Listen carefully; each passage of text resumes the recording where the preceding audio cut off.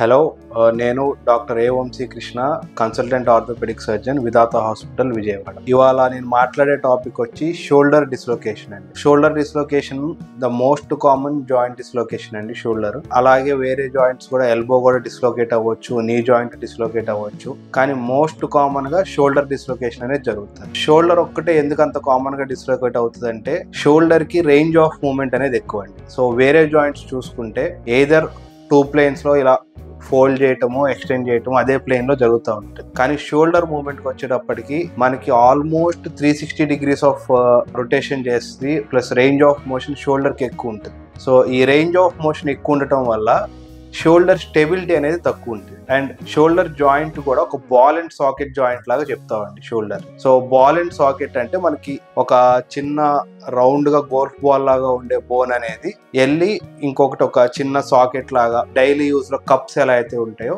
ఆ కప్పులో బాల్ పెడితే ఎలా అయితే కూర్చుంటుందో సో అలా జాయింట్ వెళ్ళి కూర్చుంటుంది. కానీ షోల్డర్ జాయింట్కి వచ్చేటప్పటికి కప్ అనే పార్ట్ ఏదైతే ఉంటుందో అది ఫ్లాట్ గా ఉంటుందండి సర్ఫేస్. సో ఇలా ఉండాల్సి normal ball and socket joint ఇలా ఉంటుంది. సో షోల్డర్ జాయింట్కి వచ్చేటప్పటికి ఇలా ఫ్లాట్గా ఉంటుంది. సో ఫ్లాట్గా ఉండటం వల్ల స్టెబిలిటీ అనేది తక్కువ ఉంటుంది. సో ఈ స్టెబిలిటీ కోసం అని షోల్డర్ మూమెంట్ కోసం ఆల్మోస్ట్ రొటేటార్ కఫ్ అని ఒక 4 మజిల్స్ ఉంటాయండి. అండ్ అలాగే దాన్ని సరౌండ్ చేస్తారు డెల్టాయిడ్ మజిల్ అని, pectoralis major muscle and latissimus dorsi, ఇలా వేరియస్ మజిల్స్ షోల్డర్ అండ్ స్కాపులాని స్టెబిలైజ్ చేయడం వల్ల షోల్డర్ డిస్లొకేట్ అవ్వకుండా ఉంటుంది. సో షోల్డర్ డిస్లొకేషన్ అనేది కామన్గా ఏ టైంలో జరుగుతుంది. సో ఏదన్నా మనం కింద పడుతున్నప్పుడు ఇలా స్ట్రెచ్డ్ హ్యాండ్ మీద ఫాల్ ప్రివెంట్ చేద్దామని ఆపినా కానీ, ఏదన్నా పెద్ద ట్రామాస్ జరిగినప్పుడు, అండ్ మోస్ట్ కామన్ గా ఫిట్స్ అవి ఉన్నప్పుడు ఫిట్స్ పేషెంట్స్ లో ఇలా జీటీఎస్ ఫిట్స్ అని అంటాము.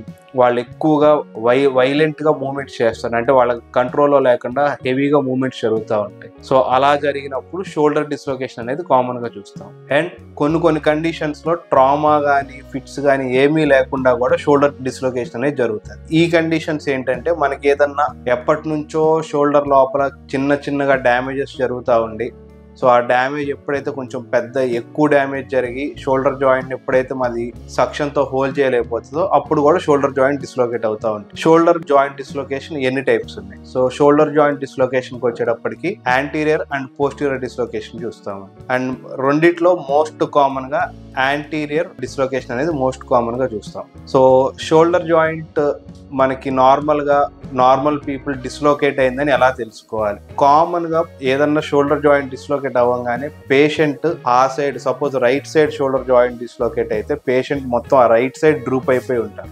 అండ్ మీకు 2 షోల్డర్స్ ని కంపేర్ చేసి చూస్తే మన షోల్డర్ కొంచెం మజిల్ అనేది కొద్దిగా ఎత్తుగా కనిపిస్తుంది, దానికి ఒక చిన్న షేప్ ఉంటుంది. డిస్లొకేట్ అయినప్పుడు ఏమవుతుందంటే ఆ బోన్ ముందుకు రావటం వల్ల ఆ షోల్డర్ జాయింట్ షేప్ అనేది టోటల్ గా లాస్ అవుతాం. సో ఈ 2 చూసుకుంటే మోస్ట్ ఆఫ్ ద టైమ్స్ మనకు షోల్డర్ డిస్లొకేట్ అయిందని చెప్పి నార్మల్ పీపుల్ కూడా ఒక ఐడియా వస్తుంది.